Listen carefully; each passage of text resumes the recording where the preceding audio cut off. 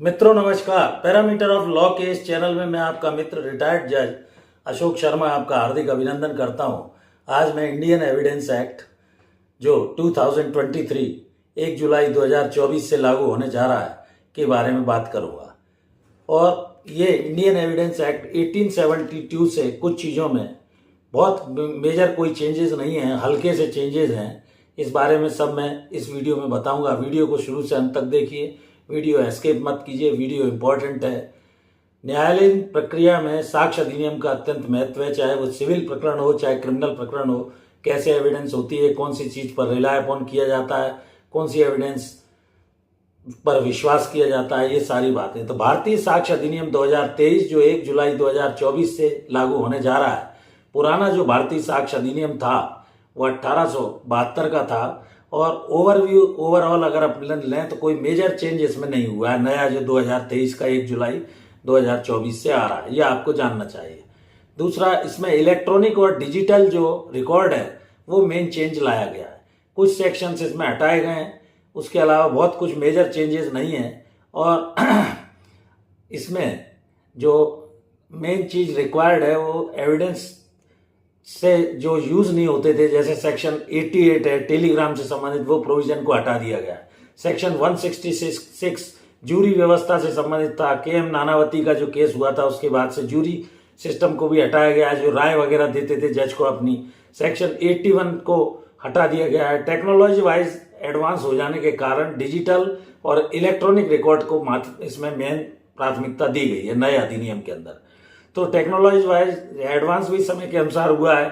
कुछ सेक्शंस को हटाकर ऐड किया गया है। भारतीय साक्ष्य अधिनियम 1872 और 2023 के नाम में कोई चेंज नहीं है, नाम लगभग वैसा ही है। नए अधिनियम में इन्होंने टोटल 170 सेक्शन रख दिए हैं और ये 25 दिसंबर से इनेक्टमेंट में आया है। 12 इसमें चैप्टर हैं। एनफोर्समेंट डेट 1 जुलाई 2024 है। एक्ट नंबर है 47 ऑफ 2023। ऑब्जेक्ट सिविल और क्रिमिनल प्रोसीडिंग्स पे लागू होता है। तो इस तरह किस तरह साक्ष्य होगी, प्राइमरी होगी, सेकेंडरी होगी, ओरल एविडेंस ली जाएगी, कितना उसकी वैल्यू होगी। तो पुराने जो इंडियन एविडेंस एक्ट था उसमें कुल 167 सेक्शन थे, जबकि अब नए वाले में चेंज करके सेक्शन 170 कर दिए गए। और इसमें चैप्टर 11 थे, टोटल 3 पार्ट्स थे, जबकि नए में 4 पार्ट हैं। फर्स्ट प्रिलिमिनरी है, फर्स्ट और 2 preliminary. Part 2 relevancy of fact से संबंधित है, जो सेक्शन 3 से 50 है। पार्ट 3 जो है वो ऑन प्रूफ सेक्शन 51 से 103 तक के सेक्शन है, BNS।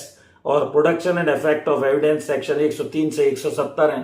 तो इस तरह कुछ चीजें, जैसा मैंने बताया कि डिजिटल ये जो इलेक्ट्रॉनिक एविडेंस है, इसको इन्होंने मेन प्राथमिकता इलेक्ट्रॉनिक डिजिटल एविडेंस को नए अधिनियम में दी गई है। नए अधिनियम में सेक्शन 61 और 170 जोड़ा गया है। 61 में इलेक्ट्रॉनिक और डिजिटल रिकॉर्ड को रखा गया है, जबकि 170 में रिपील एंड सेविंग रखा गया है।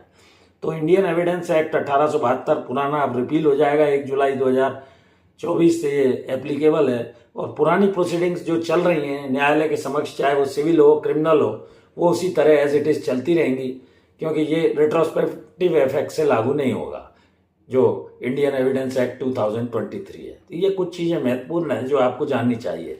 कितना वेटेज ओरल एविडेंस का है, कितना डॉक्यूमेंट्री एविडेंस का है, कौन सी चीजें न्यायालय उसमें मान्य करेगा, ये सारा एविडेंस एक्ट में डिफाइन किया गया है। इसमें कोई मेजर चेंज नहीं है। जैसा मैंने बताया, इलेक्ट्रॉनिक और डिजिटल मेन चेंज लाया गया है, ये आपको जानना चाहिए। जूरी सिस्टम खत्म कर दिया गया है ना। तो ये इस तरह से आप इसको जानिए और जुड़े रहिए पैरामीटर ऑफ लॉ चैनल से। मैं आपका आभारी हूँ। वीडियो देखते रहिए। नए कोई सुझाव हो तो कमेंट कीजिए, सेक्शन कीजिए। मैं आपके लिए नए नए वीडियोस छोटे छोटे इस चैनल पर ला रहा हूँ और मैं आशा करता हूँ कि आपकी समझ में सरल भाषा में मैं कोशिश करता हूँ कि आपको समझा सकूँ। जुड़े रहिए पैरामीटर ऑफ लॉ चैनल से। इस वीडियो में यहीं तक। धन्यवाद, नमस्कार।